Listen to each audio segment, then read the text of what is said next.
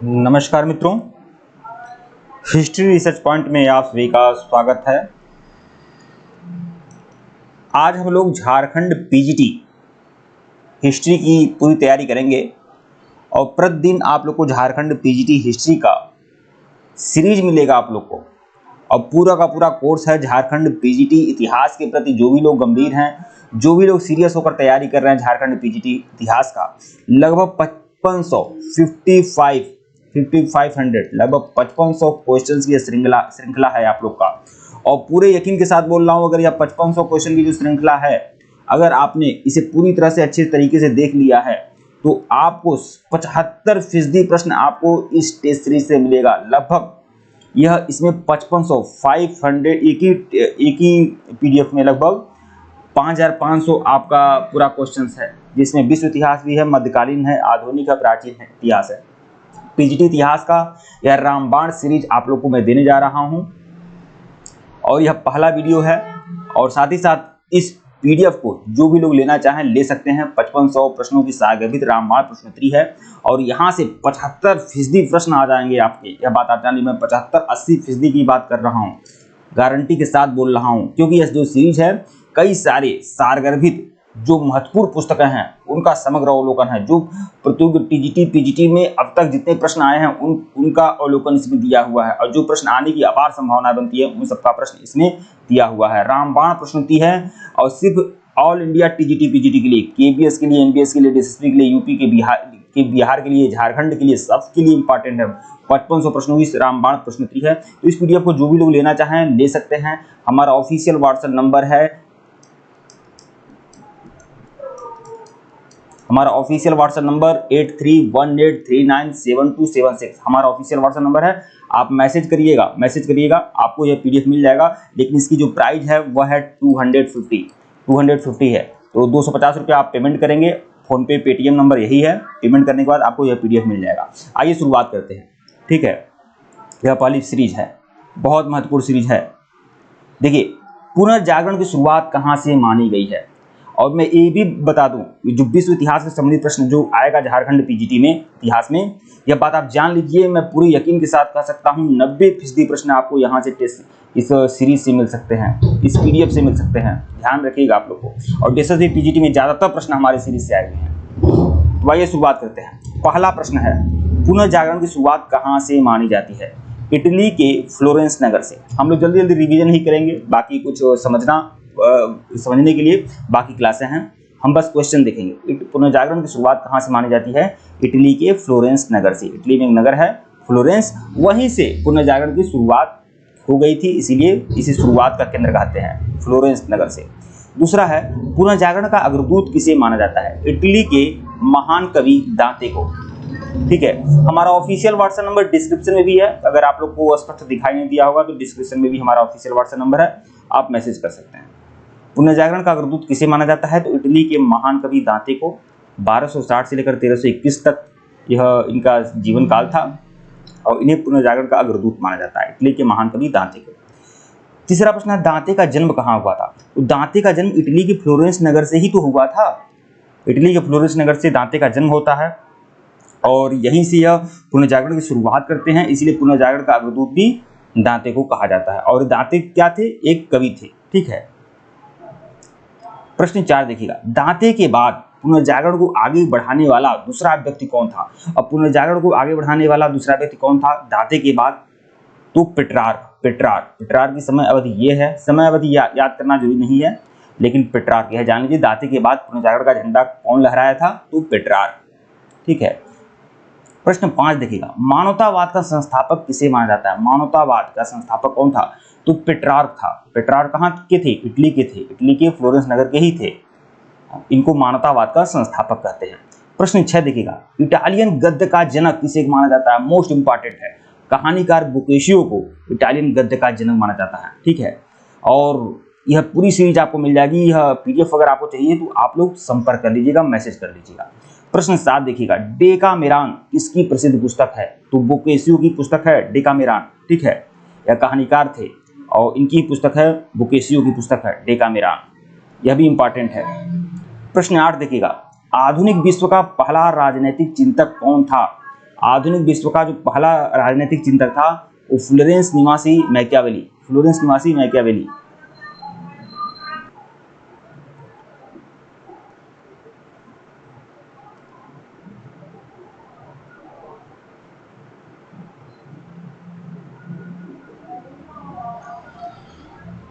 तो देखिएगा कुछ टेक्निकल मिस्टेक था। देखिए आधुनिक विश्व का पहला राजनीतिक चिंतक कौन था, तो फ्लोरेंस निवासी मैकियावेली आधुनिक विश्व का पहला राजनीतिक चिंतक था। ठीक है। प्रश्न 9 देखिएगा, मैकियावेली की कौन सी लोकप्रिय किताब राज्य की एक नई तस्वीर दिखाती है? The Prince. द प्रिंस जो पुस्तक थी मैकियावेली की ही पुस्तक थी। अच्छा, भारत का मैकियावेली किसे कहते हैं? तो चाणक्य को, चाणक्य को भारत का मैकियावेली कहते हैं।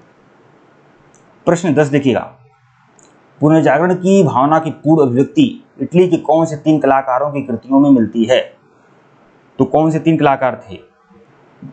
Leonardo da Vinci, Michelangelo और राफेल। ठीक है। प्रश्न 11 देखिएगा, the last judgment the fall of man किसकी पुस्तक है? माइकल एंजेलो की। द लास्ट जजमेंट और द फॉल ऑफ मैन किसकी पुस्तक है? माइकल एंजेलो की। प्रश्न 12 देखिएगा, सिस्तान के गिरजाघर की छत पर किसके द्वारा चित्र बनाए गए हैं? सिस्तान के गिरजाघर की छत पर किसके द्वारा चित्र बनाए गए हैं? माइकल एंजेलो के द्वारा बनाए गए हैं चित्र। ठीक है, ये सभी मोस्ट इंपॉर्टेंट प्रश्न मैं आपको बता रहा हूँ। प्रश्न 13 देखिएगा, जीसस क्राइस्ट की माता मैडोना का चित्र किसकी कृति है? राफेल की है, राफेल की है। प्रश्न 14, पुनर्जागरण काल में चित्रकला का जनक किसे माना जाता है? चित्रकला का जनक कब पुनर्जागरण काल में किसे माना जाता है? जियाटो को, जियाटो को। प्रश्न 9 देखिएगा, 15 देखिएगा, पुनर्जागरण काल का सर्वश्रेष्ठ निबंधकार कौन था? तो फ्रांसिस बेकन, फ्रांसिस बेकन पुनर्जागरण काल के सर्वश्रेष्ठ निबंधकार थे और यह कहाँ के थे? इंग्लैंड के थे। प्रश्न 16 देखिएगा, द प्रेस ऑफ फॉली पुस्तक में किस पर व्यंग किया गया है? द प्रेस ऑफ फॉली पुस्तक में किस पर व्यंग किया गया है? पादरियों के अनैतिक जीवन और ईसाई धर्म की कुरीतियों पर। द प्रेस ऑफ फॉली जो पुस्तक है एक सुधारवादी पुस्तक है और इसमें पादरियों का जो अनैतिक जीवन था और ईसाई धर्म में जो कुरीतियां थी उस पर पूरा व्यंग किया गया है। प्रश्न 17 देखिएगा, जो द प्रेस ऑफ फॉली पुस्तक है ये किसने लिखा था? इरास्मस ने लिखा था, इरास्मस ने लिखा था। कहाँ के थे? हॉलैंड के थे ये। प्रश्न 18, अपनी पुस्तक यूटोपिया के माध्यम से किसने आदर्श समाज का चित्र प्रस्तुत किया? तो यूटोपिया किसकी पुस्तक है? टॉमस मोर की पुस्तक है। कहाँ के थे टॉमस मोर? इंग्लैंड के थे। प्रश्न 19 देखिएगा, जर्मन भाषा में बाइबिल का अनुवाद किसने किया था? तो जर्मन भाषा में बाइबिल का अनुवाद किया था मार्टिन लूथर किंग ने, मार्टिन लूथर किंग ने किया था। प्रश्न 20 देखिएगा, रोमियो एंड जूलियट किसकी अमर कृति है? तो रोमियो एंड जूलियट किसकी है? कृति है शेक्सपियर की। शेक्सपियर कहाँ के थे? इंग्लैंड के थे। ठीक है। अच्छा, भारत का शेक्सपियर किसे कहते हैं? महाकवि कालिदास को। हालांकि यह उपमा सही नहीं है कि भारत का शेक्सपियर कौन है? कालिदास। इंग्लैंड का कालिदास कौन है? तो शेक्सपियर, ये कहना ज़्यादा उचित है। कालिदास शेक्सपियर को अगर 1 नंबर दे सकते हैं तो कालिदास को 100 नंबर दे सकते हैं। कोई कहीं नहीं ठहरता है, इसी औकात ही नहीं है शेक्सपियर की कालिदास के आगे। ठीक है, लेकिन उपमा देने वालों ने उपमा दे दिया, क्या कहा जाए, और हम उस उपमा को स्वीकार कर रहे हैं, पढ़ाने के लिए भी मजबूर हैं। प्रश्न 21 देखिएगा, आधुनिक प्रयोगात्मक विज्ञान का जन्मदाता किसे माना जाता है? आधुनिक प्रयोगात्मक विज्ञान का जन्मदाता किसे माना जाता है? रोजर बेकन को माना जाता है, जो इंग्लैंड के थे। प्रश्न 22 देखिएगा, पृथ्वी सौर मंडल का केंद्र है, इसका खंडन सर्वप्रथम किसने किया था? तो पृथ्वी सौर मंडल का केंद्र है। पहले यह माना जाता था, बहुत पहले, कोपरनिकस से पहले टॉलमी एक विद्वान थे, टॉलमी फिलाडेल्फस, टॉलमी। ठीक है, टॉलमी ही नाम था इनका। तो इनका ये टॉलमी ने यह माना कि जो पृथ्वी है वह सौरमंडल का केंद्र है, लेकिन बाद में कोपरनिकस ने खोज किया कि नहीं, पृथ्वी नहीं है, सूर्य सौरमंडल का खोज है। तो पृथ्वी सौरमंडल का केंद्र है, इसका खंडन किसने किया? तो कोपरनिकस ने खंडन किया। कहाँ के थे कोपरनिकस? पोलैंड के थे। प्रश्न 23 देखिएगा, गुरुत्वाकर्षण के नियम का पता किसने लगाया? न्यूटन ने लगाया। न्यूटन 1642 से 1726 इनकी अवधि है। प्रश्न 24 देखिएगा, धर्म सुधार आंदोलन की शुरुआत कहाँ हुई थी? कब हुई थी? 16वीं सदी में। यह पीडीएफ आप लोग ले सकते हैं, लगभग 5500 प्रश्न हैं, 250 रुपये में आपको मिल जाएगा। हमारे ऑफिशियल व्हाट्सएप नंबर पर मैसेज करिएगा, मैं आपको पीडीएफ दे दूंगा, पेमेंट करने के बाद स्क्रीनशॉट दे दीजिएगा। प्रश्न 25 देखिएगा, धर्म सुधार आंदोलन का प्रवर्तक किसे माना जाता है? तो मार्टिन लूथर को माना जाता है। कहाँ के थे? जर्मनी के थे। प्रश्न 26 देखिएगा, धर्म सुधार आंदोलन की शुरुआत कहाँ हुई थी? तो इंग्लैंड से हुई थी। धर्म सुधार आंदोलन की शुरुआत कहाँ से हुई थी? इंग्लैंड से हुई थी। प्रश्न 27, धर्म सुधार आंदोलन का प्रातःकालीन तारा किसे माना जाता है? धर्म सुधार आंदोलन का जो प्रातःकालीन तारा माना जाता है, जॉन विक्लिफ को माना जाता है। जॉन विक्लिफ को। ये जितने भी प्रश्न बता रहा हूं मित्रों, सभी के सभी इंपॉर्टेंट हैं और आप जानकर हैरान रहेंगे कि दिल्ली टीजीटी की परीक्षा हुई थी और उसमें विश्व इतिहास के जितने भी प्रश्न आए थे 95% प्रश्न यहीं से आए थे। गारंटी के साथ मैं बोल रहा हूँ और यह चीज़ें मैं दिखाया भी था, बताया भी था लोगों को, तो इसीलिए इसे हल्के में बिल्कुल मत लीजिएगा आप लोग। प्रश्न 28, अमेरिका की खोज किसने किया था? क्रिस्टोफर कोलंबस ने। प्रश्न 29 देखिएगा, किसके नाम पर अमेरिका का नाम अमेरिका पड़ा था? अमेरिगो वेस्पुस्सी। अमेरिगो वेस्पुस्सी के नाम पर अमेरिका का नाम अमेरिका पड़ा था। कहाँ के थे अमेरिगो वेस्पुस्सी? इटली के थे। प्रश्न 30 देखिएगा, प्रशांत महासागर का नामकरण किसने किया था? मैगलन ने किया था। मैगलन कहाँ के थे? स्पेन के थे। मैगलन एक नाविक थे स्पेन के। ठीक है। प्रश्न 31 देखिएगा, लगभग हर सीरीज में हम लोग 50 क्वेश्चन ही देखेंगे। समुद्री मार्ग से पूरी दुनिया का चक्कर लगाने वाला व्यक्ति कौन था? मैगलन था। ठीक है। अगला प्रश्न देखिएगा, क्रम थोड़ा सा खराब हो गया है। पुनर्जागरण की शुरुआत कहाँ से मानी जाती है? इटली के फ्लोरेंस नगर से। इटली के फ्लोरेंस नगर से पुनर्जागरण की शुरुआत मानी जाती है। प्रश्न 32 देखिएगा, अमेरिका में ब्रिटिश औपनिवेशिक साम्राज्य की नींव कब रखी गई थी? अच्छा, अमेरिका कब उपनिवेश बना था इंग्लैंड का? तो जेम्स प्रथम के शासनकाल में। जेम्स प्रथम के शासनकाल में। प्रश्न 33, रेड इंडियन कहाँ के मूल निवासी थे? अमेरिका के।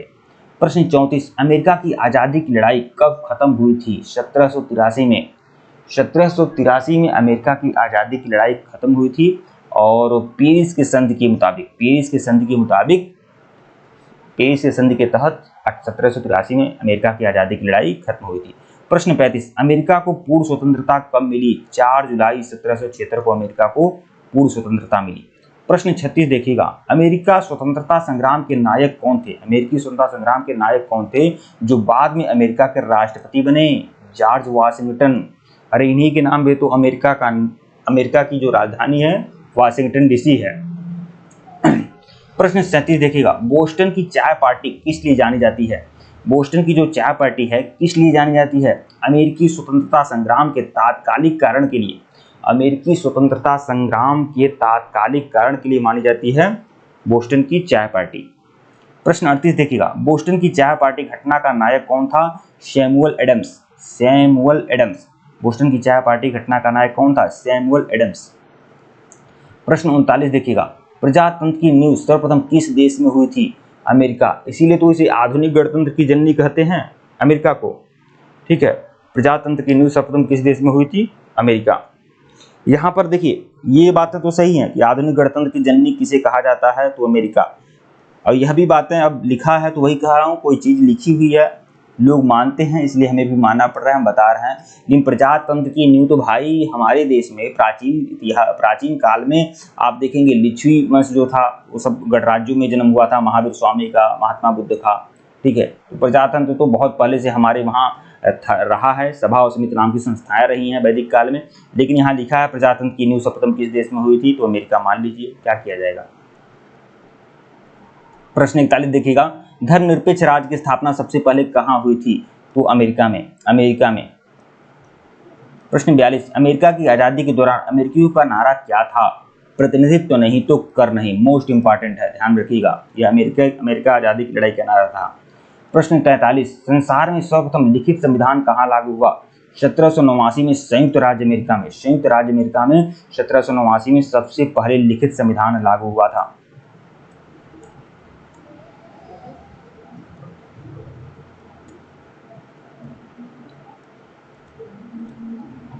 प्रश्न संख्या 44 देखिएगा,